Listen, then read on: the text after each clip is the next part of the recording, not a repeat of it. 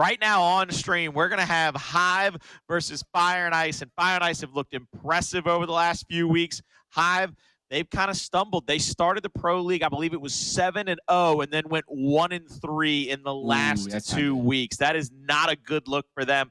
They got to figure it out, and they got to figure it out fast. No, they definitely do. You talked about the troubles from Hive. Fire and Ice kind of went through similar struggles, but luckily for them, it was a little bit more early on in that split. So that way they were able to kind of use those last few Pro League matches, the last E-Day matches to kind of bring it all together. And man, what a time to bring it together. We've been talking about it through Pro League, through E-Days. Right before that major event is when you want to catch fire. That's right. And look, we've got a amazing key player matchup. We've got two of the biggest studs in our entire league head-to-head. The perfect soldier himself, Solurs, going up against what I said was the main key ingredient for Fire and Ice being the best LATAM team, and that's their NA flavor in Toti. Yep. When I look at these stats, you can kind of look at that percentage of the team kills, 25% kind of being the baseline. But that's if you're kind of like a baseline looking at an on-paper team. I look at Toti's 17.55%. And that, to me, is kind of normal going through because of the role player that he is. He's not going to be that player that's going in, getting 30 kills a game with very minimal deaths. He's going to be that player that does a ton of the dirty work. He's going to be holding down spawns. He's going to be holding down cross angles. He's going to be making sure his players, specifically Dyslexic and Fearzly, can go off at any moment. And that's what you want to have shine rather than slaying kills here, slaying kills there. I'm going to be looking at a lot of the stats that don't show up on the stat sheet, those invisible ones.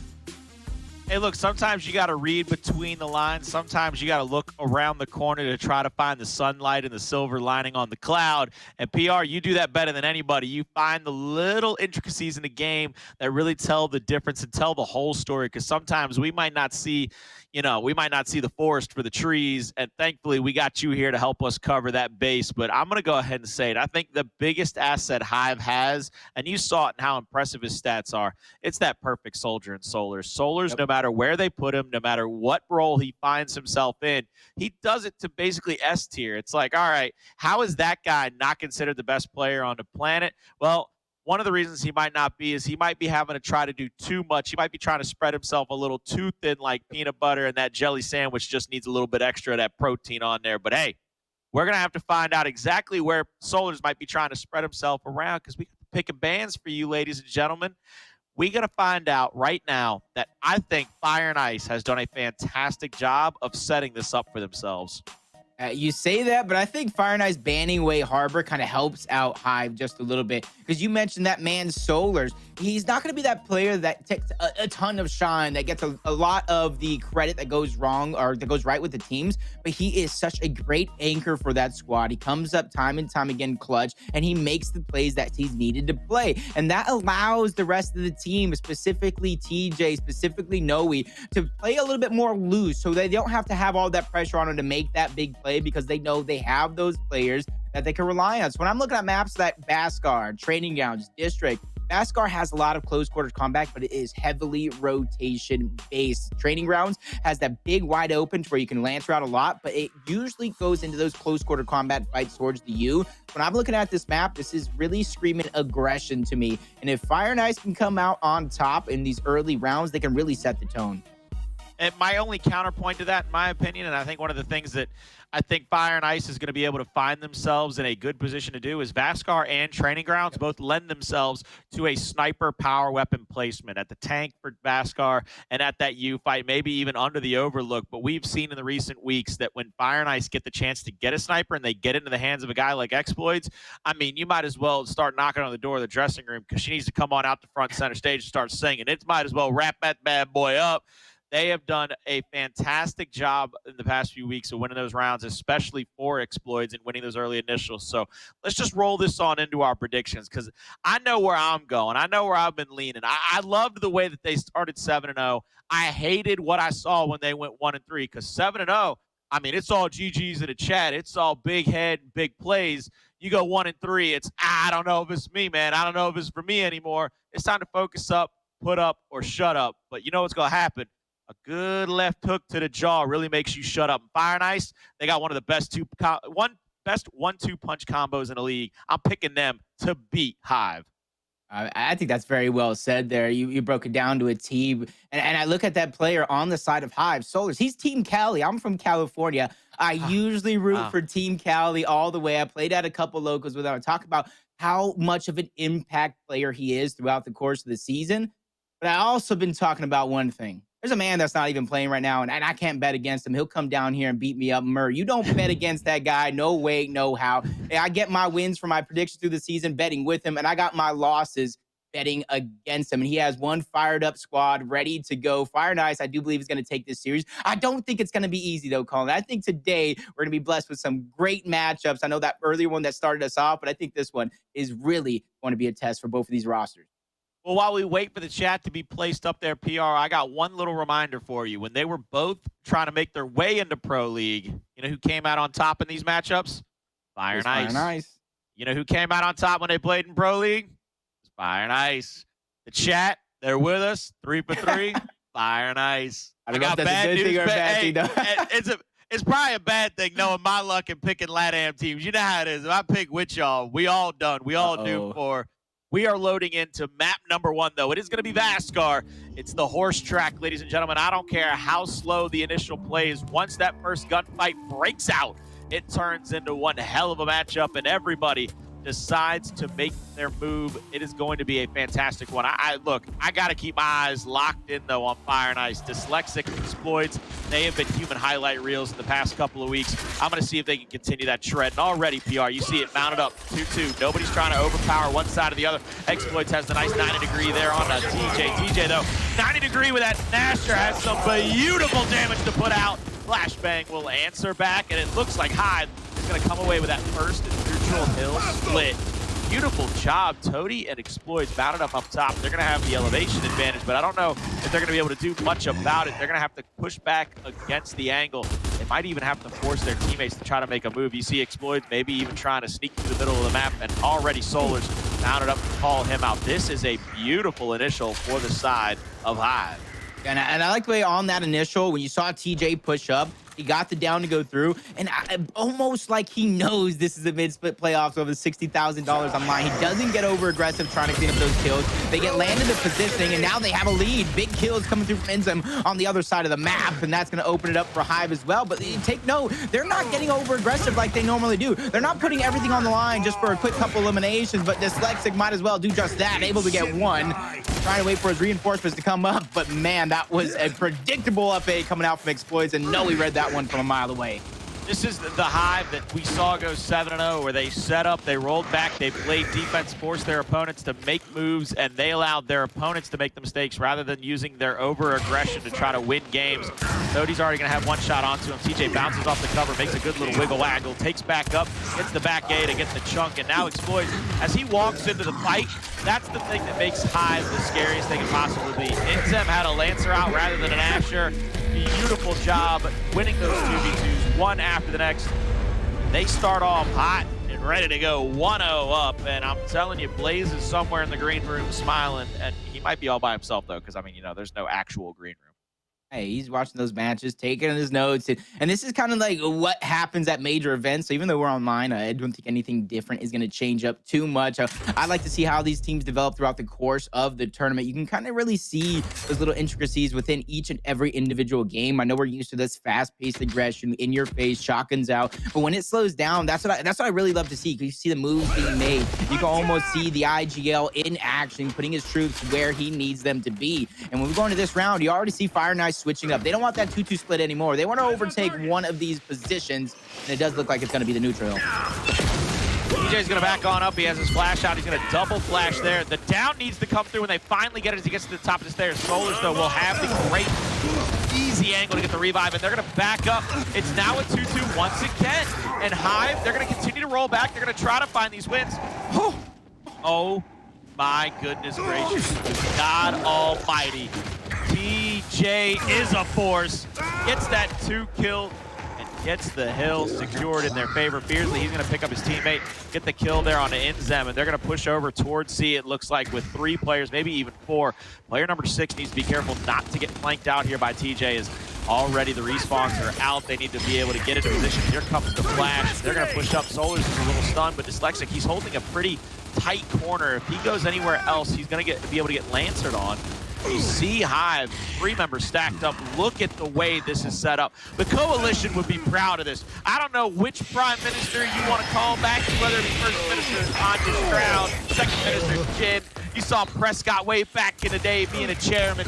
They'd be proud of the way the Coalition stood tall with Lancers out with the Locust. They're going to swarm in, and they are going to take over control of C and maybe even pressure up onto B. They're definitely pressuring through, but now this is where the backtrack's going to come in. You got to be careful, though, not to travel through the spawn at the wrong time. Solurs going to spawn up. He's going to have that spawn shield right behind Fearzly. INZEM gets taken out, so Solurs going to be in a 1v2 situation. That's going to be a big elimination coming through from Solurs. He knows he needs this decap. He's going to go down for it. The reinforcements are there, though, and this is where they're going to be able to hold on to the lead for now. They have to start gaining some points. Rapture's going to come through. Noey's going to get a kill, and immediately both teams rotating on towards that neutral, but it's actually going to be Fearzly. Fearzly needs to make sure that Noey does not slip by. We've seen him slip by one too many times all season long. He's going to get caught this time around. Solurs is on the other side of the hill trying to make it happen. INZEM gets the neutral, so now the hill's being taken. Solurs did enough. He has to out of this 1v1 against Fearzly. Both hills are going to be prolonged. INZEM versus Dyslexic on stream.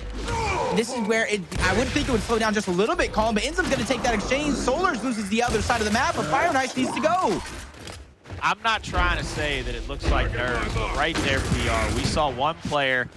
I'm going to try to take a look and see who it was. So Xploidz tries and goes and thinks he's at the corner of the cover, so he's going for an up A. He's going for like a little wrap shot and ends up hopping the cover, giving INZEM the easiest one-shot chunk I've ever seen.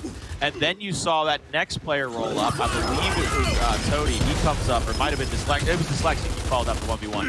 Dyslexic goes with a misroll. To me, that says nerves. That, to me, tells me that it's a little bit too big of a situation for you right now, and you need to calm it back down. Toti's going to be fighting off 2 players from Hive. INZEM is there with Noey, and they do a beautiful job of getting a quick 2v1. Solurs shuts down another one. And right now, PR, Fire and Ice, they are on the back foot. They are on their heels. And Hive are looking dominant through 2 rounds. And to me, that comes way of their rotations, where they're going to post plays, and even early on these initials, they're convincingly winning these fights, or at least going 1 man up to stagger the deaths. And that's what you want to do at a team like Hive, where you kind of lean on your aggression. You kind of made that your strength throughout the season. You need to figure out a way to keep that one going. I was giving TJ a lot of props early on of not overextending, not getting too greedy, but able to flip that switch at a moment's notice. As you talked about that sniper before this game started, and there it goes on the tank, and that gets a little bit of advantage over towards Hive here. They have that good spawn towards the tank. They have the retro if they want to rotate it over. So Fire and Ice, they're gonna have to think of something here. It's a bunch of bull jive. It's a bunch of hoo-hockey. Fire and Ice said, we want a big team fight. Stop out-lancering us. Stop out-teamworking us. We need you to get into a Nasher battle. And we need to try to win 1 or 2 of those to get you to tilt, get you to push forward. And right now, it is settled up. Nobody is pressed in. And there's going to be a 1v1 opposite side of the map, which I think is going to be pretty important. It's Noey versus Dyslexic. Neither of them are going to make a move until somebody gets a little bit of extra damage on them. I think if Dyslexic hits 2 or 3 of these bullets, you might actually see him try to flash and push up, try to take his advantage. There it is. He's down to 60%. This is where that game instinct takes over, PR, where you get a couple of shots, you know you kind of get the idea of what damage you're going to have, and maybe that's where you press, but I love this. This is Hive. This is Fire and Ice respecting Hive's setup Lancer play right now. This is them saying, hey, for 2 rounds, you boys have had the shots, and we haven't been able to do anything but drop. And now you see Hive just settle up, settle in. They said, look, we've done it for 2 rounds. We can sure as hell do it for 3. Lancer Fire travels, baby. This is where it does get a little sticky, though, Colin, because we do know it's going to be up to F and I here to make a push to try to break this tiebreaker scenario. And this is where I kind of lean on over to that Dyslexic mismatch over there on the other side of the map with Noey, because he doesn't even have to necessarily fight it because of the way Noey's positioning. If he's able to push up and really catch Noey off guard, Noey will be able to get damage on Dyslexic, but Dyslexic can play those mind games that you spoke of. He can try to pretend, go right under Noey and act like he's going to overextend towards A, get Noey to jump off that position. He can easily take it himself, and that's going to put something in the teammates of Hive's mind where we have to make a move. What is it going to be? But the longer Fire and Ice takes here, it's going to make it that much harder because Hive does have the advantageous positioning. Finally, moves are going to be made.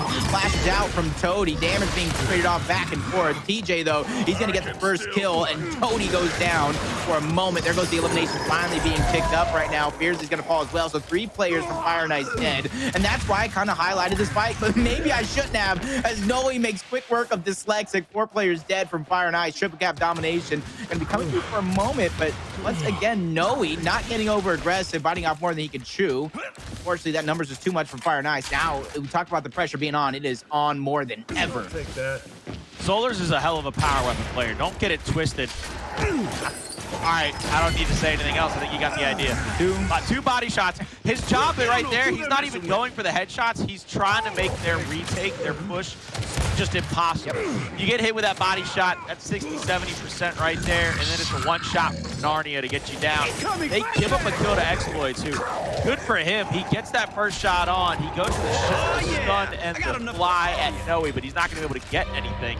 Meanwhile, TJ's won another 1v1 on the opposite side of the map against Dyslexic, and all of the things that were going right for Fire and Ice throughout the Pro League, all the things that really showed out their skill set are falling to the wayside. Dyslexic clutching up, winning big fights. The Xploidz, Toti using that movement to get inside of those power weapons, really coming away with some great statistical advantages. I mean, it's like Hive said, everything you saw for the past 2 weeks, you best put it in your back brain, man, because we're done playing. We're done being out here, and we're done people making fun of us.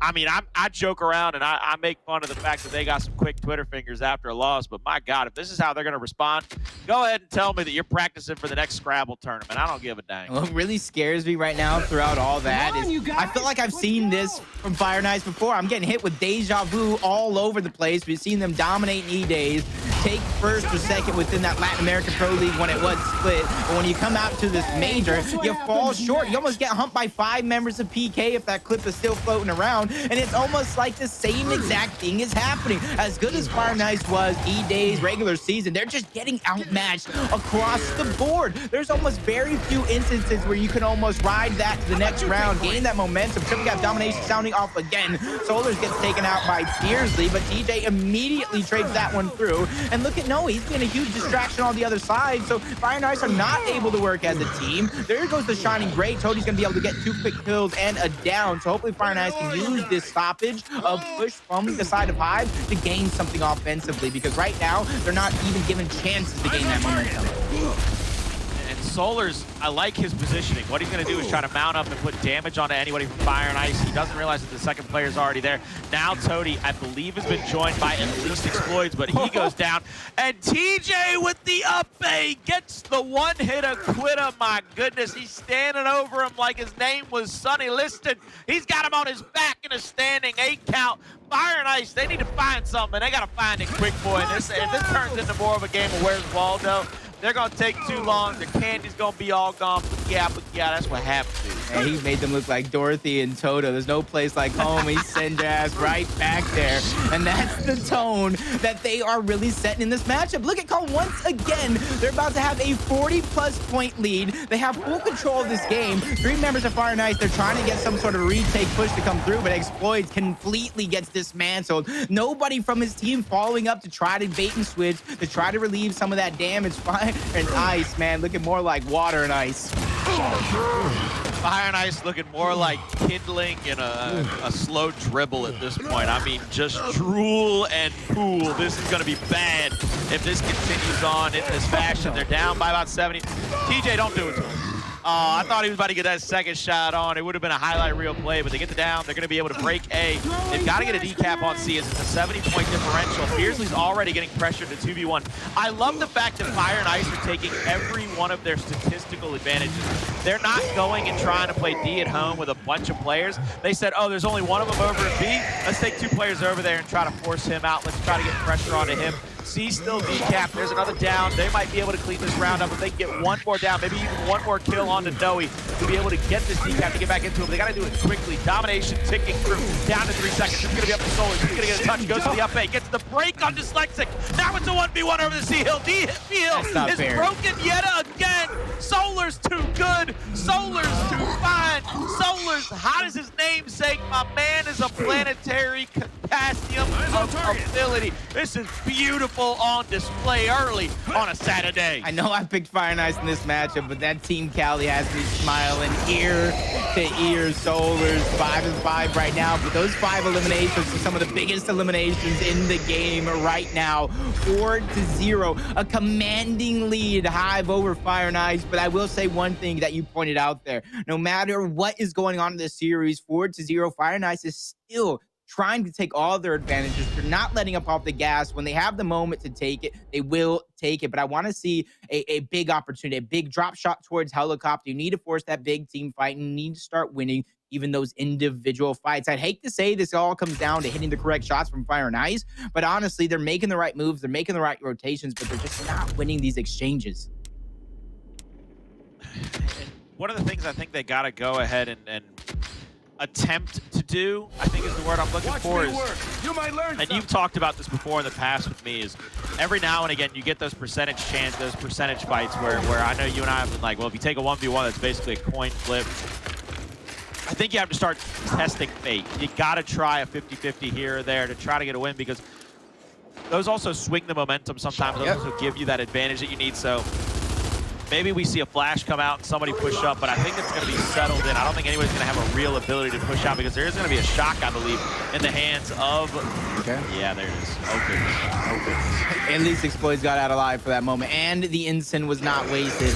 But then again, I spoke a little too soon there for a moment. That was the hope right there for that tank fight on the other side of things. Dyslexic going to use that 1v1. So what was a tie, both teams being content here, just watching each other, is going to have to force even more moves to be made on the side of Fire and Ice. And you see Dyslexic spawning back up. I want to see something, a 4v4 down towards the bottom half of the map. I want to see Fearzly or Dyslexic press these 1v1 scenarios. You start creating these opportunities for yourself. Because right now, you're just going with emotions. There goes a team kill coming out from Solurs. He gets taken out, so the window of opportunity is going to be there for Fire and Ice.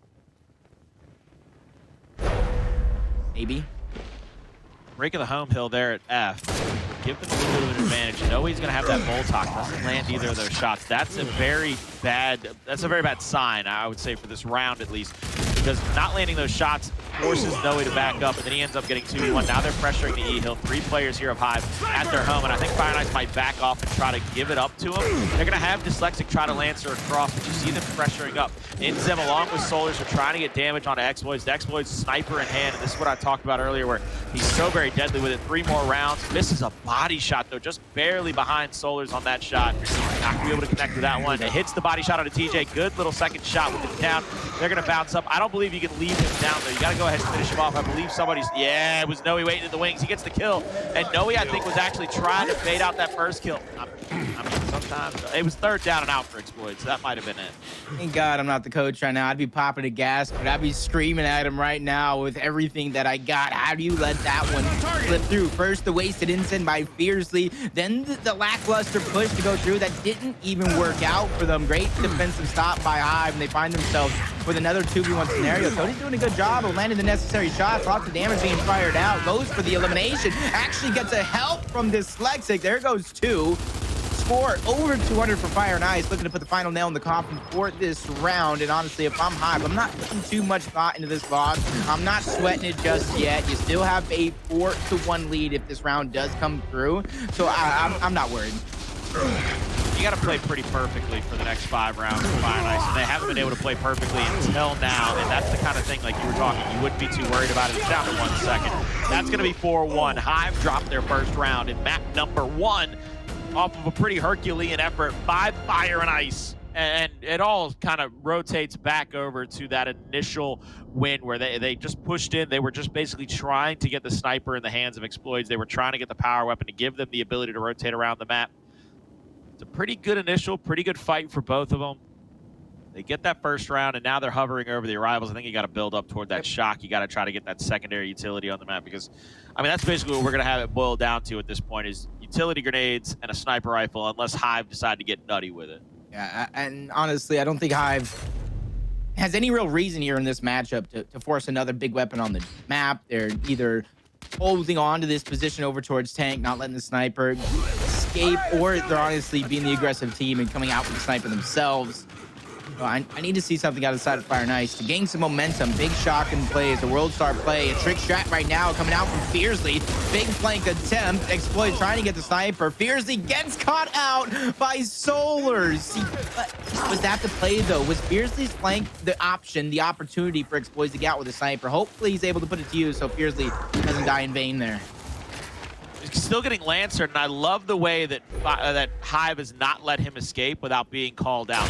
They continue to pepper him up. They get a body shot there on an INZEM, and I don't know if that's going to matter whatsoever. Nobody's going to be able to push up and get a down on him just yet. Flashes are out over there. It's a 2v2. They're actually pulling Noey into the fight. INZEM trying to back up. He's going to go down. Nobody's going to be there to get the revive off just yet until it's TJ. And TJ, after the revive, gets his head taken clean off by Xploidz. Another body shot out, and it looks like they're going to try to pressure up onto the D-Hill. 3 more shots for Xploidz. Long range Inset catches Noey, and now INZEM finds himself between him and 3 members of Fire and Ice. He has to go for one of these as a chunk. Going to go for the double bounce and the one shot on the up A. He's not going to get it. TJ just below the mantle. Will be full red. Double bounce out. Nobody's going to catch him for the damage just yet. And there it is. Noey, though, off of respawn. Will get the down. He'll finish it off, at least for now. No, he won't. Oh, there it is. There, he bleeds out. He bleeds out. I have to say, that's a blunder. That is a blunder if you leave him alive. It didn't even look like Fire and Ice were kind of caring for that one, and I like for that from Fire and Ice. Realize the win condition is going to be on the home mill. Even here, Xploidz, he's trying to get out of dodge. Fearzly, they might be on different pages, but Fearzly's going to be enough. 2 big kills, forcing Noey back, and Xploidz just keeping his distance. Don't want to bite off more than you could chew, but man, I feel like I'm cursing these guys today. As soon as I say it, Noey with a massive up A, he's going to take him out. I do think this is going to be prolonged here on 2 different hills, and the score, honestly, only 40 points separating these 2 teams. The Twins throws stone reach. Lexic, that's, you said earlier, if you were the coach, you'd be blowing a gasket. I couldn't imagine what would have come out of your mouth if you'd have seen those last 2 players trying to haul all of the ass and more, leaving some behind at the E hill over to the D hill.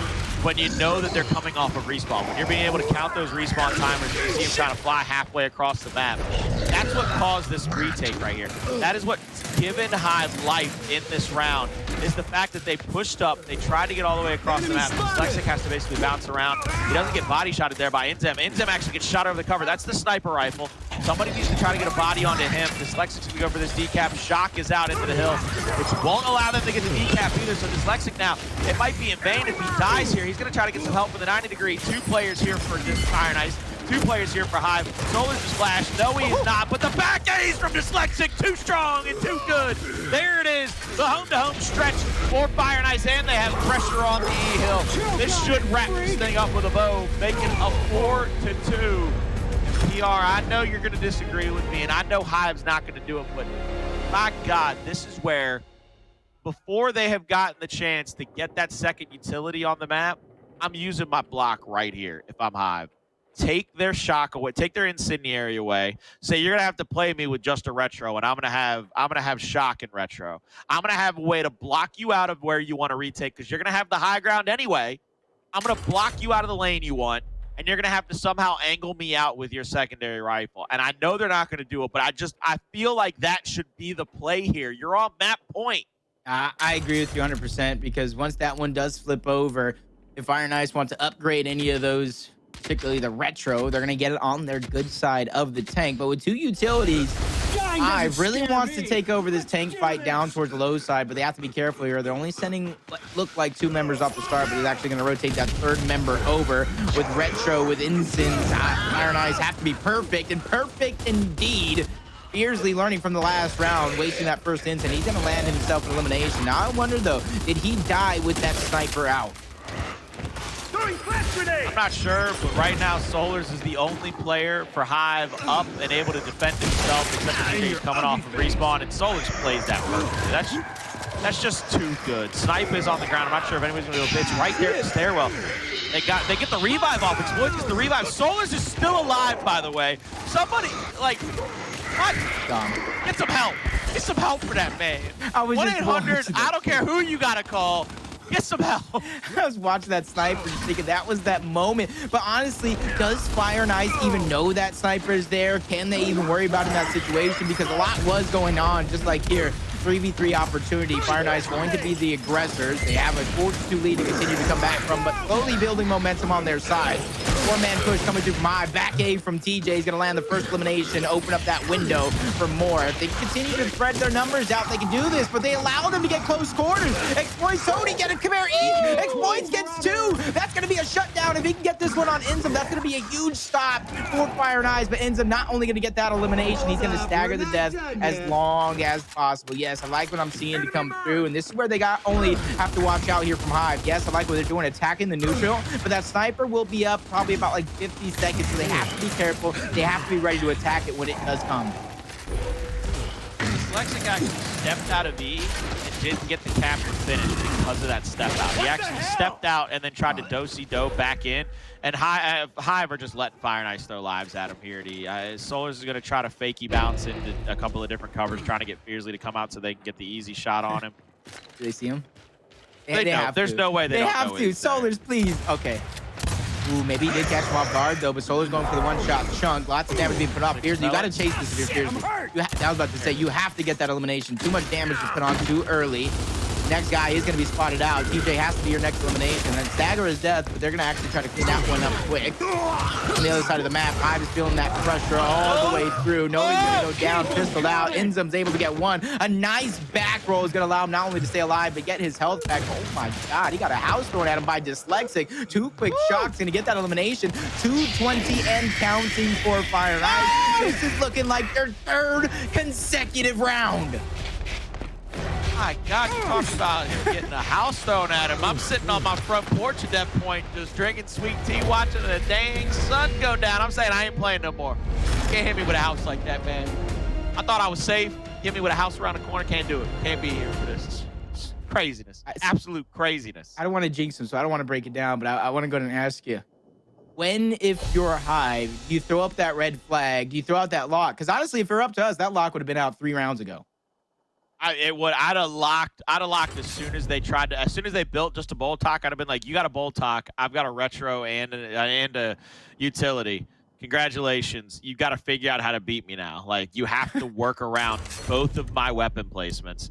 There's the block. I mean, it's 4-3, and we've seen that kind of be the situation where once a team gets the 3rd round on you and you're up 4-3, that's when you place out the block. I hate players holding on to it so long. Like I'm so much more of a take the weapon away early, try to get that round early, because you can still, like, you've still got 3 rounds basically to tinker with, and this is gears. At the end of the day, you can win a 50-50 and win a round 2 or 3 rounds down the road, even if you lose the one where you drop your disable. INZEM's going to have the shock out. He's not going to throw it just yet. It looks like they're going to go for the over-rotation. They get Xploidz the long shot yet again. Playing that beautiful Swarm Sniper. Chrome Steel, by the way. I mean, he ain't playing around. That's full Esports mode right there. Master Sniper in hand. I want you to take note of INZEM not throwing that shot grenade. That is going to be a big utility weapon for you. And I say weapon, yes, because you can funnel players around, get the downs, get the damage. A lot of times, players in that situation, you almost see them waste it to kind of get nothing for it. It's a big opportunity here. Noey, and I do believe that was Solurs towards the low side, able to get Dyslexic off guard. They do have the point lead. They don't have to force any of these moves. Team Fire coming down. They're not able to get that down on Dyslexic again, but Noey knows somebody's coming on the side. He actually gets sniped. Somehow makes the play, taking out Xploidz. Not only was that a massive elimination, you take the sniper out of the game, so that big power weapon, that headshot potential, body shot is out of the window. But Solurs, Noey, both players are going to fall. Luckily for them, though, INZEM on the other side of the map, along with TJ, are going to continue to trade off these hills and keep the score in their favor. So I know we're not really taking note of it in between rounds, but the reason that they got that, Noey got that down so easily is Solurs actually took himself out of the fight where he was trying to block off the E-Hill. He followed Noey up there, went for the Lancer Fire, which nets him yet another assist to add on to a total of, I think, 10 plus already. And which gave enough damage out onto Xploidz for him to get that shot off that you saw to get that down. So again, heads up play by Solurs. If anybody is map 1 MVP, and I don't care what it says at the end of this, it's Solurs. He has done everything in his life to get this map 1 victory for his squad. Toti's gonna win one fight there. He gets a shot on Noey with a little bit of help from the stub and gets a second down. That's 3 dead. INZEM last alive for his squad, bouncing back toward that home hill. He's gonna have to worry about that back A because if not, it's gonna catch him and slip it. Nobody is off of respawn for Fire and Ice just yet to get that triple cap to start flying through. There's TJ, there's the Incendiary, but that's a trade out. Yeah, he's stuck there. He has to go into the corner where the Incendiary is. He'll be damaged. That's an easy burn and turn. E-Hill though, won by Solurs. I mean, do I have to say anymore? That's a big trade though, Colin. Because that means that player's gonna have to spawn up, go across the map. Fire and Ice know here. No, he needs to be careful. He needs to allow his teammate to spawn back up. There goes TJ there on the side. Revive coming through. It does look like Hive might have an opportunity here late in this round if they can make the right plays. If they get the correct shots, back A from TJ. 3v1 on the home hill. They're going to secure this home hill. This is still within reach if they can get this capture. On the other side of the map, though, Fire and Ice, they need to neutralize this neutral hill while Hive keeps on going. F is their next target. E is going to trade. You see another player in Xploidz overextending. They realize how late this is going to come down to the wire. One last ditch effort from both of these teams. Back A from Toti. An up A from Toti as well. That's another big shot. Elimination's coming through, but with that death from Xploidz on the home hill, I think it's going to be the final nail in the coffin. Actually, no, somehow somebody touched it. Double neutralization. Somebody's getting E. Fire and Ice. Oh my God, what is happening? Oh my God, round number 9 coming at you. 3 maps on stream. Are you not entertained? Okay, you were reading my mind. There is no way you just said that when I was thinking it. I was thinking that was going to end on the home mill. Hive was making some great effort. And that's when you talk about those little plays, the plays that buy you seconds of really differential on the score line, seconds in rotation. Those really make the difference in there. The lock is going to go out for Fire and Ice. Now, the tables have turned for Hive. I'm going to ask you, are there any players you're looking at specifically from Hive to really start us off here on our round number 9 to make a big play? Because they've lost 4 consecutive rounds. Do you really expect me to say anybody else other than the main man? One and the only. The perfect soldier. It's going to be up to Solurs. You see Solurs already had his character model. He pointed up. It's going to be a 2-2 on the map right now. We're going to have 2 players fighting over the Torque, 2 players fighting over the Snipe. Solurs in round 1, when we had this same setup, Solurs was the key factor. He got the initial down, which opened them up to be able to push forward for TJ to get the double kill right here at these garbage cans. That is by linchpin. If Solurs gets another down and TJ gets another kill at these garbage cans, that's just that's a cherry on the top of the dessert that he has decided to serve for this map number 1. Solurs needs to be careful because the position where he's at is good to where you're able to land to the top of the head if your teammate does push him. But if you push down and your teammate pushes over and your goal is to land, you're not going to have the necessary shots, but his goal is to actually get that sniper. Somehow he finds a way. He does go down there for it. Is the revive going to be able to come through? TJ has to make a big play. I don't think he's going to be able to get that revive. This fight is going to continue. Luckily for Hive, Noey on the other side of the map is able to get a down, trying to look for the elimination as this one is going to continue. He finally picks up the kill. That's going to be 2 as they take out Fearzly. So this is looking like a mirror right down the center with Hive winning one fight on one side of the map and F&I winning the other one. The thing is, F&I wins the kill under their control. Well, Hive also gets the Torque now, so the sniper's off the map, and Hive have the only power weapon. They've got their home back pretty easily right now. Xploidz putting pressure, but not getting any downs or damage. You're going to see them continue to put pressure here. They get TJ down once again. Solurs down for a second time.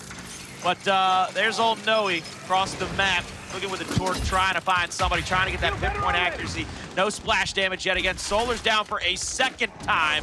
One more down, and Dyslexic is down. I don't know if anybody's going to make it to the hill to get him. Xploidz is down to the hill now. What a little cheeky angle up the stairs for TJ to get that down and to be able to finish it off as well. It's a 4v3 on the map. Hive controlling round 9 so far pretty easily, and with 2 more downs, 2 more kills, this looks like it should be able to be a Hive round. They are well within their rights to plant their flag on Vasgar and finish it off. Even with that down, it's just, there's nobody in position to clean it up. That's a lot of damage, but nobody able to clean it up. I feel like they need to figure out where Noey's at and kind of play towards the other side of the map. He's been wasting a lot of torch bows here. I wonder if anybody from the side of Fire and Ice were trying to keep count, trying to figure out where he's at. Big down coming through, but Noey wasting no time to get the revive. Torch bow Rem, this is going to be his last arrow in his quiver. Not able to execute anything, not even splash damage. So late into this one, Fire and Ice is going to get control of the Hive home hill. But look at calling up your mini map. There are 3 players rotating over, one through the middle of the map. This hill is going to be a Hive retake, so the score is going to continue to lean over towards Hive's side. And Dyslexic tries to hide there in that back corner. Fearzly's trying to get to him. Dyslexic has a retro on his back. That is huge for this defensive stand. If he can get any damage on, he can try to stop this. You see Dyslexic is on his last down, and out there he is, he's gone. Now he leaves Fearzly by himself in a 2v1. 1v1 at the Torquebo E-Hill. Right now is going to be won once again. Toti says, give me some more bolts, man. My name's going to be Robin Hood, but that's it. That's settled up. Hive win round number 9. Off of the back of some absolutely scintillating, sensational team fights, and no, get him off, Solurs. I don't care what the stat line said. I already told you I don't care what the stat line said. All right, I already told you. 11 kills, 20 assists, and the second least amount of deaths, and he was in basically every fight possible. 20 assists. There are 20 kills on the map that he is responsible for, basically. He said, look, I'm helping you out, my man, because you know he's not just shooting one bullet. Solurs don't just shoot and hit one. My man Solurs is getting it down. Yep, and there's one thing, you're doing a good job of highlighting Solurs, that impact player we like to call him. Shout out Team Cali from me. I'll go ahead and give you some dinner if you win this series later on tonight. But I want to say there was a player on the other side of the mix, Fire and Ice. I'm not going to say he underperformed, but he definitely didn't have that same impact that you're used to seeing in E days, that you're used to seeing during the Pro League. That is going to be Dyslexic. Time and time again in those big play 1v1 scenarios towards the top half of the map, he wasn't only not making that play or creating that moment where you can gain the momentum, but he was actually losing those stages. He was actually giving that neutral hill up over towards the other team and putting a ton of pressure on the back of the rest of his members to try and make a play, to try to even it up. Going into this next map, like I said, I don't think he underperformed by any means. This was a nice, well-battled fight between these two teams, but I'm going to need to see the same Dyslexic that we've seen throughout Pro League, the same Dyslexic that makes me believe if he gets paired with just a leader man who'll be one of the next best players in the game. And Dyslexic, right there, you saw this highlight from Solurs where just again, you gonna tell me TJ is the MVP and 90% of our highlight package is Solurs? All right, I see how you do me, Gears. I see how you gonna do my man Solurs. Just because he does all the hard work, don't mean you ain't gotta highlight him. This is beautiful work, though. I mean, just Hive, I said it in the early goings, in the early stages. We actually continued to see it throughout the entirety of the map. Hive never lost composure. They were never over aggressive. Yeah, they were losing rounds and they got it to a 4-4. Fire and Ice got it to a 4-4. But Hive never reverted. And that's a good sign for them going forward, not just in this matchup, but in this entire tournament. As long as they don't revert, as long as they stay the path of settling in, playing 4v4, a little bit slower, playing it for the setups, playing it for the team fire, they have a shot at not just upsets, but just, I mean, coming out with some big victories, because, again, they were 7-0 at one point in Pro League, PR. And honestly, those couple of losses in there, I begin to think one of them does with a sub, where I believe in the moment I was casting it, I almost think they gave up there when they realized they had to play with Keem. Then they went over to Exist, up 4-1, round after round. You let that one slip through. You kind of chalk that one up. You don't let it get in your head, but you got to talk about Fire and Ice. I think that is going to be one of the bigger stories, rather than, I don't want to take away from the shine from Hive. But every single time they're doing well in the regular season, we go to this major, Colin, they fall short, they fall flat, they're not playing their game. Those things that kind of carried them throughout the season, those big plays coming out from Fearzly, Dyslexic, Toti, and Xploidz, I didn't see that here. I saw maybe a shadow of it, but I need to see it in full force. And I mean, we talked about it as well. We talked about it as well for excuse me, we talked about it as well in the first few rounds where I was saying, hey, look, we saw somebody hop the cover once, we saw somebody misroll off of the cover. Those to me, and I mean, you know it. I hear you laugh because I know you know it as a player. When you're on that stage and you see your opponent make those mistakes, make those errors, that's the moment, and it's in one of our graphics when we were hyping up the mid-split playoff. When Powers is standing up, putting his hands up, he's saying you're shaky. He's saying don't make those mistakes. You can't make those mistakes when this kind of money's on the line. You can't hop the cover right in front of INZEM. The man's probably sitting there going, God's name. And I like the way you put it because I know I've been in plenty of lands. I don't want to bring up lands, any nostalgia, make people miss it. But those are those moments to where you get screamed at from across the stage. So I know Praised isn't in this matchup here, but he's literally one of the loudest players. He will make sure that you know you choked. He will make sure you know you missed a shot. He will make sure to tell you that you're shaky and you need to do something. And if you didn't know it, if you didn't hear it from your teammates, if you didn't feel it from losing that fight, that scream will definitely begin to intimidate some of these players. So I do think, even though I'm talking about Fire and Ice needing to perform just a little bit better for how they were doing in the season, I would say that's their silver hope. They're not on land. They're not getting screened at by some of these players from Hive because these are young guns. I even see these guys get up and try to trash talk their opponents time and time again.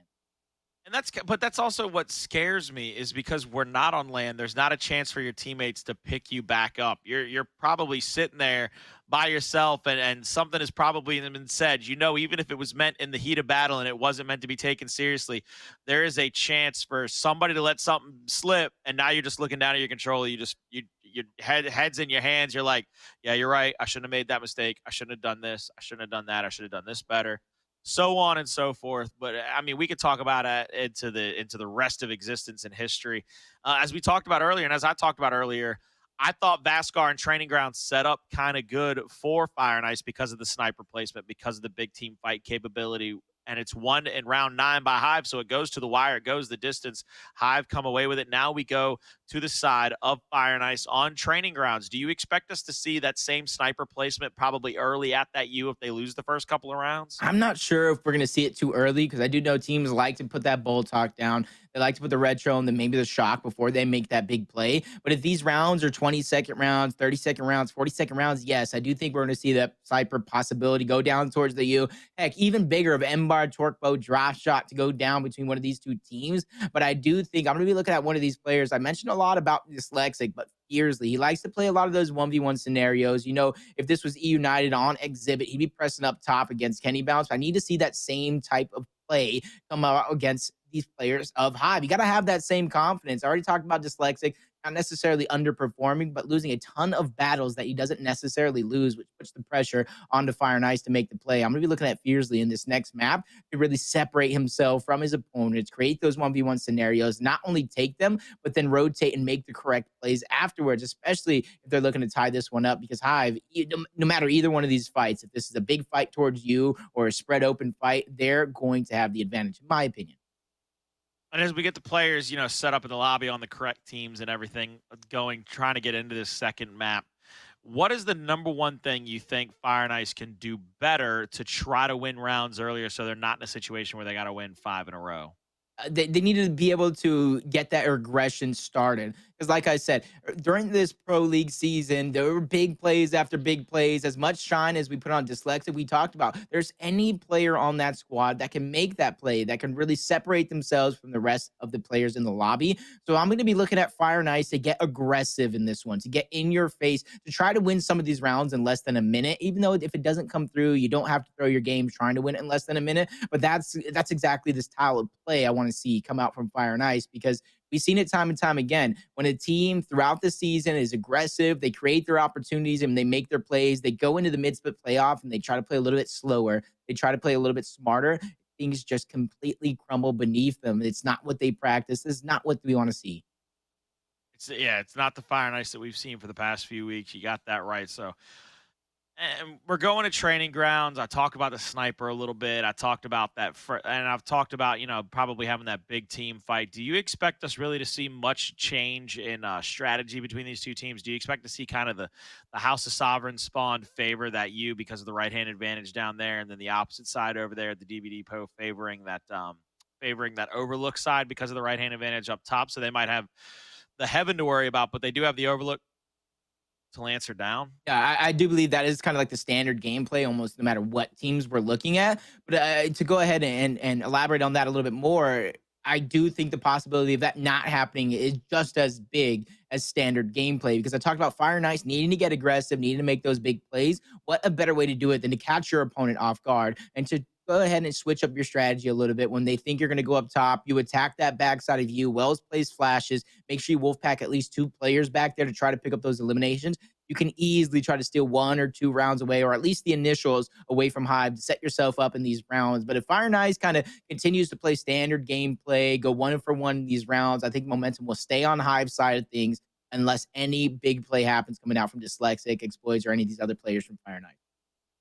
Well, we're going to have to find out here in map number 2 as you see the flyover begin. Once again, I love the fact that this map is so deeply ingrained and enriched with lore. I'm sorry. It just, every time I see this fly through, it makes me smile deep down in my stomach pits, baby. In my pits.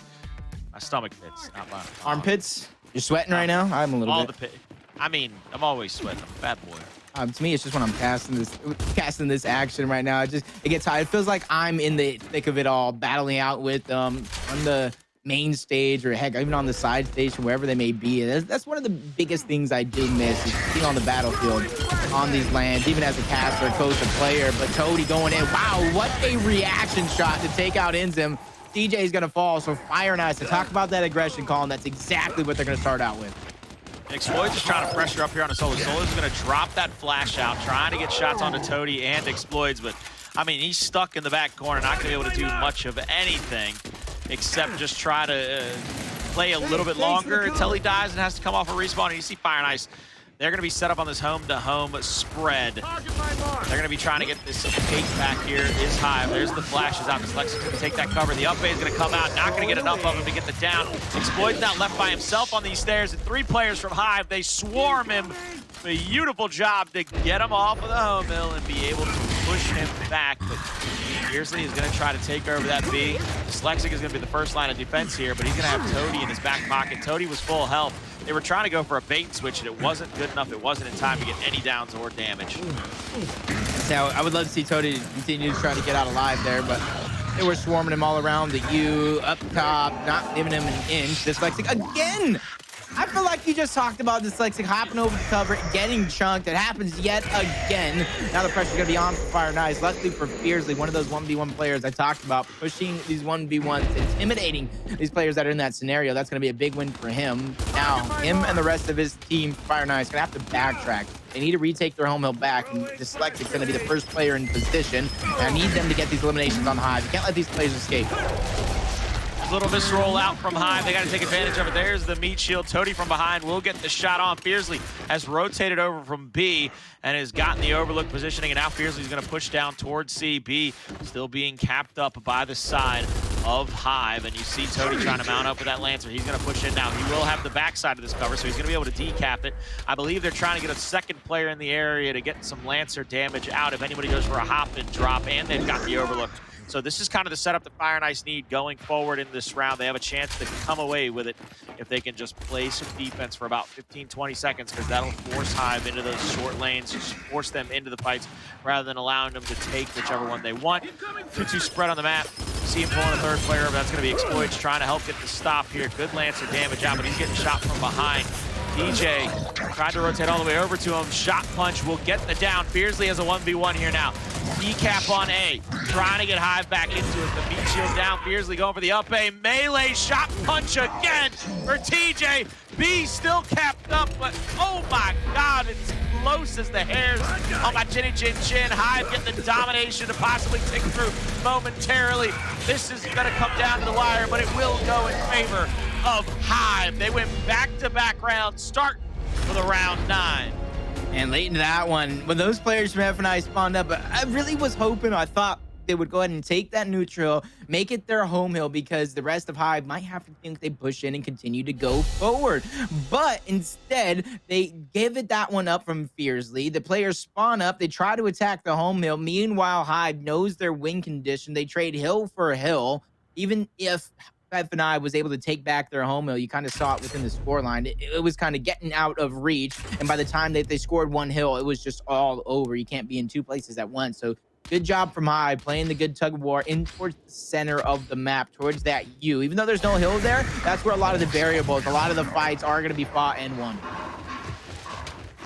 Coming the second round, there's the drops of Boltox on both sides. The 1v1 on the opposite side of the map is going to be settled up and pretty much solidified between Noey and Fearzly. Looks like Fire and Ice is actually going for a little retake over there. They brought a second player over there, so Xploidz up top. We're going to kill there onto TJ. Now he's pushing down, but Xploidz, he just had his own game plan used against him, which cracks me up to no end, to be honest with you. Xploidz the other night on E-Days had, I think it was 6 kills where he was just, you know, playing Secret Agent Man, just playing a little James Bond, waiting for somebody to hit the corner. He'd stop and drop and poke count, got the initial damage onto him. We just had it happen to him, and it cracks me up a little bit that he wasn't checking his own corner, just flying around the map. Hive now in position to try to get the decap onto B. Fearzly will be up top. I believe he's going to go for this quick revive off onto TJ as well, but TJ is going to get killed, and Noey will get killed. Good shots by Fearzly. I don't know if he had any help, but that's a beautiful job by him. This is where I want to look at Fire and Ice. Can't get content. Yeah, you have 2 hills. You kind of want to defensively set up. And that's exactly what I see. Dyslexic overextending. Even if he does not get the capture, he's wasting 2 members' time. I just want to see something come out of it on the other side of the map, but nobody really making a move from Fire and Ice. Wanting to set up in their defense, but now with that mismatch, the 1-player advantage, Hive, they easily try to overtake home hill to home hill, but they're wasting so much time, allowing this player not only to respawn, but get back in position. As you see Dyslexic now back onto the field. He goes over towards that neutral, try to defend. 1 down's going to come through. I don't think they're going to be able to clean that one up because he's behind the cover, but how is TJ and the rest of Hive going to try and get this revive? They're not. They're actually going to be content with getting this capture and try to overextend on the top half of the map and try to go for a sneaky triple cap domination. Fire and Ice smells that one coming from a mile away, pops in the neutral, so this one is going to continue. Well, a little quick update for you from our Bravo station PR. Pittsburgh Knights have officially finished a 2-0 of Rise, sending them to the bottom of the bracket. Now Pittsburgh Knights, they're going to be just waiting in the wings for the winner of Vanquish and United. That is going to be a hell of a matchup later on stream, and Pittsburgh Knights, they're going to have all the time to stay in practice, stay in shape. Hive, meanwhile, going for a back-to-back triple cap domination where they're just putting the pressure and putting the screws to Fire and Ice late in these rounds. This is not looking good for Fire and Ice. They're just seemingly getting lanced out from all sides of the map. They just need to be careful on the other side. 3 players are overextending. Yeah, you're winning the fight for now, but these things can turn at a moment's notice. As you see the eliminations getting picked up there. Fearzly gets taken out. Triple cap domination is going to continue as TJ and Hive are going to secure their 2nd consecutive round. And this is where I'm thinking Fire and Ice, man, you need to match aggression with aggression. We talk about that big weapon being placed down. I don't know when we're going to see it, if at all. That's where I kind of lean to you, Colin. Do you want to see it? I know you probably do want to see it, but what is the possibility here? Slim to none. We're going to see the retros and shocks. Like, as much as I want to see it, I'm right there with you. Everybody's just they're going to upgrade to that shock before you see that sniper or anything come out here at the U. They're just, they're just a little shaky when they have to take that fight without their shock grenade, my man. Just a little shaky, that's something. That goes down. Strategy should be very, very similar unless one team does want to switch it up, but nope. See any mini-map, 3 players towards the top half of the map, 1 player towards the bottom with no retros being scored, and you can already see Hive wanting to fight this fight against F&I on this U. Unfortunately, TJ gets taken out first. INZEM doing what he can to try to even it up, and Dyslexic is going to get the final laugh in that situation. The impact player falls as well. 3 big eliminations. Make that 4 eliminations off this initial 4 Fire and Ice. Talk about aggression. Talk about having to build the momentum. What a textbook play to do just that. Now they have to hold off and defend this. TJ is going to go down. 2 more players are waiting in the wings to have their own chance at keeping this round going. Nice well played Vascar. Going to force these players to F&I out of the hill. There goes a big elimination coming through.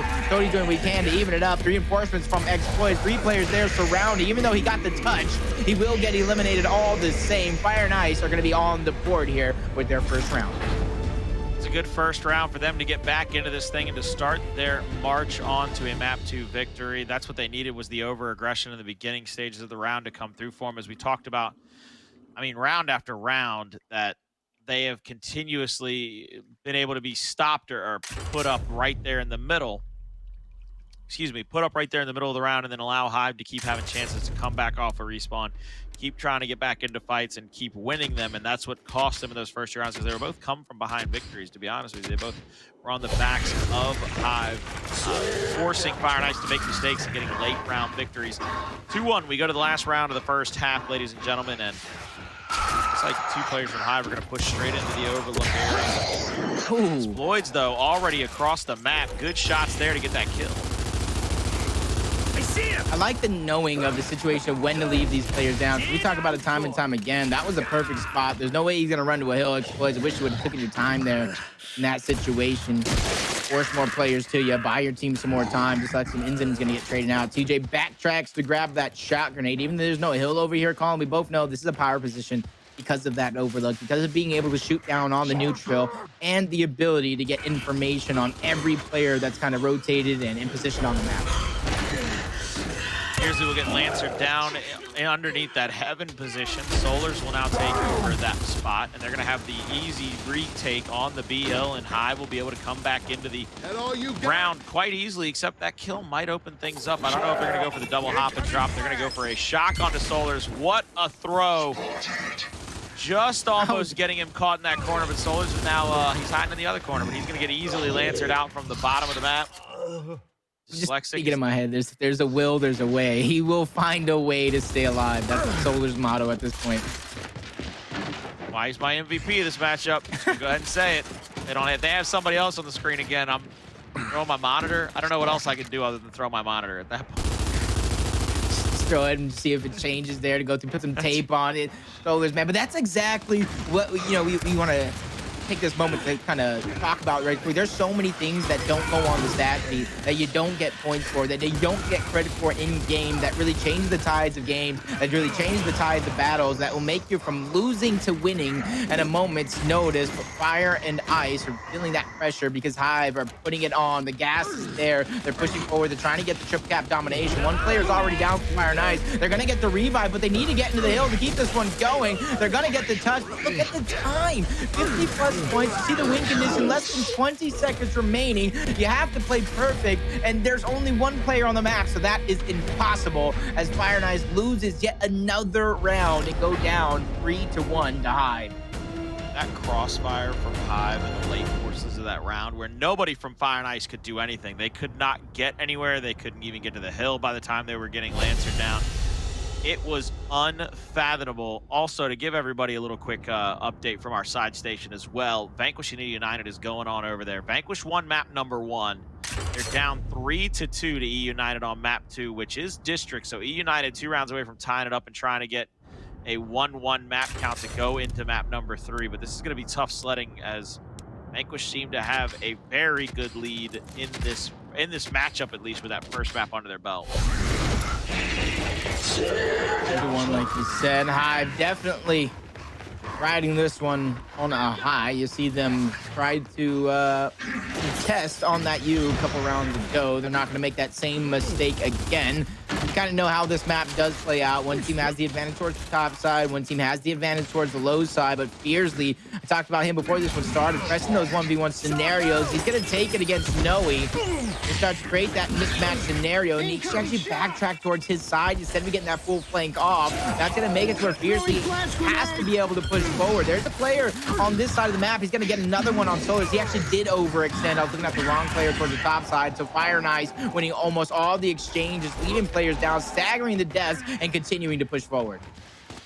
Oh, he's going to try to get up these stairs quickly and get the decap on D to force somebody to come back to this hill for Fire and Ice, and he actually might be able to point out or spot out that 2 players from Fire and Ice are trying to make their way back here. Noey going for the quick rotation over to Dyslexic.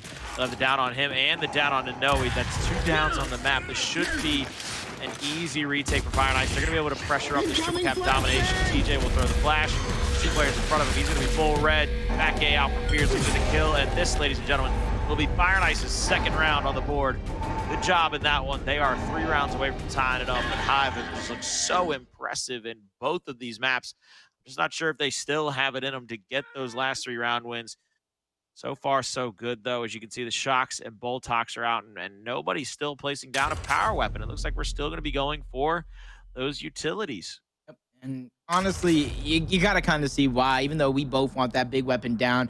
I think you said, and I'm going to agree with you, don't think that's going to come down because of how equally matched these two teams have been playing. You saw map number 1, Hive goes up 4-0. F1I answers back with 4 rounds of their own. Now Hive was up 3-1. Fire and Ice taking that last round, narrowing down that gap 4-2. They can win this one and be tied up 3 rounds apiece. All the momentum being deflated out from Fire and Ice, or I should say Hive there, but a nice well-placed shot towards the backside. But that's where I would like to see them get placed on the other side where they're sitting. Force F&I to make a move, force them to make that correct move. Down on Xploidz, it's a good little revive out, but TJ moves right into the area to get that easy, quick back A and the kill, and that's 3 players down or dead from Fire and Ice. Hive springing into action. You can see Fearzly trying to pressure to the D-hill, but there's 2 players getting ready to meet him. Snub out for Fearzly. A lot of pistol shots out onto Noey, but not enough to get that down. Tap domination ringing through. Nobody going to be able to convert it just yet, but Hive are still in the area. Threatening up, not going to be able to get it, but there are 3 people there now. Little house party and 4-2. They are 1 round away, from 2-0ing Fire and Ice in what can only be described as a real, I would say, honest to God, upset based on the way these teams have played the past few weeks, and they're finishing in the Pro League. Yeah, definitely are, but this is where you got to really wonder what's going wrong on the side of Fire and Ice. No, we don't get blessed with a listening, but you got to wonder either the communication just jumbled up, everybody kind of shouting, not really taking direction, or it feels like it could be dead silent. Nobody calling out, deflated, plays for desperation left and right. I talked about dyslexic, and heck, even the rest of that roster just not performing to how we've seen them in the regular season. Could that be how this team is going to be for the rest of mid-split playoffs? Only time will tell. Luckily for them, they're not out of it just yet. There they are on the overlook. TJ will pick up that flash there. Shock. Here comes Xploidz. He will get the 1 hit. Quit a good job there, but he's not going to get any kind of sniper rifle for his work. Fearzly shot over the cover. Will get that kill. 2 players down for both teams. I believe Hive will have their 3rd player off of respawn sooner rather than later. Fearzly needs this kill right there. That's huge for the side of Fire and Ice. If he can get both of these, he's actually going to time out the other one. And now you see him pushing out, but he's going to get lancered out by Noey. And Noey, good job by him to call that out. He says, look, Fearzly's still down there. He tries to push out to take a second fight, maybe even go on the flank. Let me get some damage on him. Up top, player number 7, it's going to be TJ. He's going to be in a fight for his life, stuck between a rock and a hard place. He's going to get it down on Toti, but not enough to get a kill. And so far, so good for Fire and Ice as they will get the second hill back in their favor, and they're going to have the retro to be able to help cover their behinds with this next retake from Hive comes through. When TJ was up there, I was a little scared Fire and Ice was going to take too much trying to get the elimination, the possibility of him getting a kill as well, but the overextension, you see Hive getting 3 players over, trying to affect that home hill to home hill fight. INZEM trapped in the middle for just a short moment, but just to regain his health. TJ with a nice back A, taking out Toti.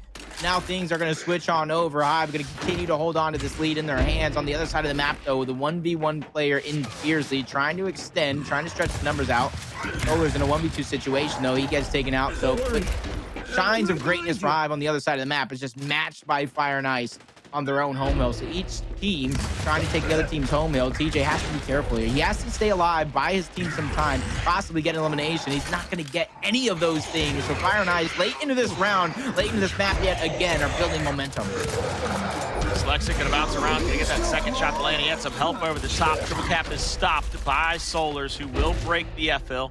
He's going to go ahead and cap it back up to continue a little bit of point accumulation for him, as well as wait for the respawns to come back up.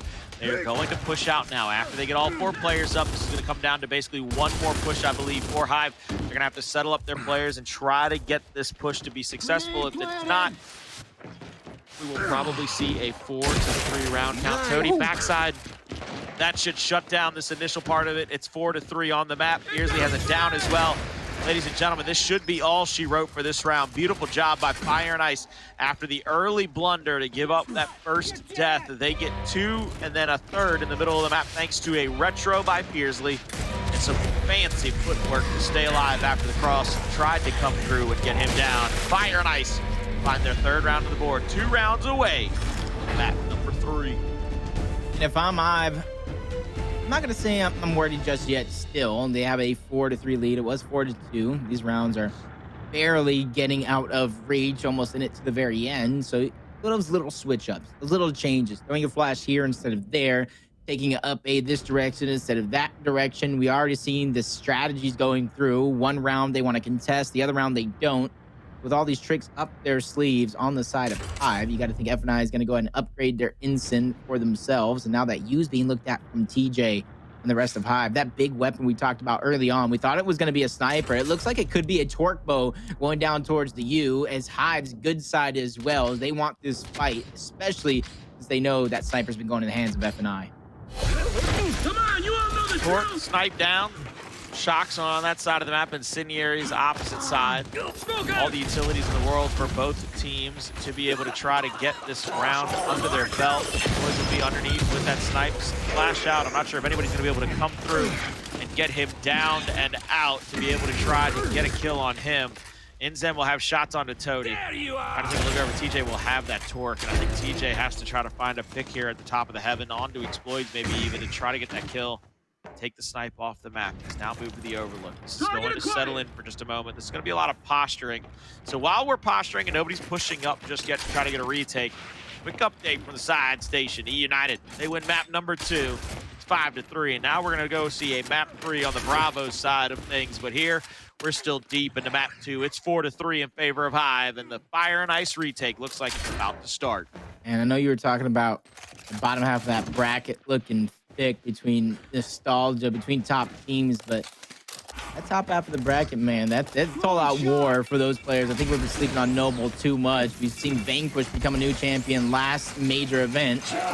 Noble looking to keep new champions going. Will play Shock Grenades though. He almost killed himself there, but he knows the players are rotating up top. He's trying to hold some sort of ground, try to catch Dyslexic off guard. Big damage being fired off, but the kill blow going over towards TJ, and that's exactly what I'm talking about. These fights that usually go in way of Dyslexic, he's just not landing the necessary shots, not coming up clutch, getting taken out, and that's not the way you want things to go, especially during these mid-split playoffs. All the way up to 180 points. Hive now have all the control in the world. They can play defense one more time and win this round, win this map, and take a 2-0 victory. That torque was very close to catching Xploidz slipping. Doesn't though, just comes up a hair short. 2 bolts to 1 bullet. Either player can land any kind of shot. This is going to give them the advantage in the last parts of this round as we see 20 seconds left. The flash will go up, work out. One more bolt, it might be an active bolt, it might come out quicker than normal. The up A comes, the back A, excuse me, from Toti will come through. They're gonna go for the D cap. They are fighting over the D hill, but it will go back in favor of Hive. Call off the dogs, PR. Game, set, match. It will be a 2-0 victory with a 5-4, 5-3 round count in favor of the boys from Hive. And that really sets the tone for Hive. A team I think 3 of us kind of slept on due to the recent performance of F&I, but you got to give a full round of applause, almost a standing ovation as well. There was almost no point in that match where Hive did not have full control over the series. I don't think a single player was sweating on that roster. You know, PR, I would have loved to see some stats at the end of that round, but I saw TJ pop up on my screen through my monitor, so I won't see anything that comes up on the monitor the rest of the day. I got rid of it. I chucked it. I can't deal with it anymore. Unfortunate, but I mean, that shows how impressive this entire roster is. I've seen Noey make some big plays. Solurs, well, I don't have to say much. I know you'll do the talking in that situation. TJ going ahead and making play after play, and INZEM. I said it early on in the season, this man has found his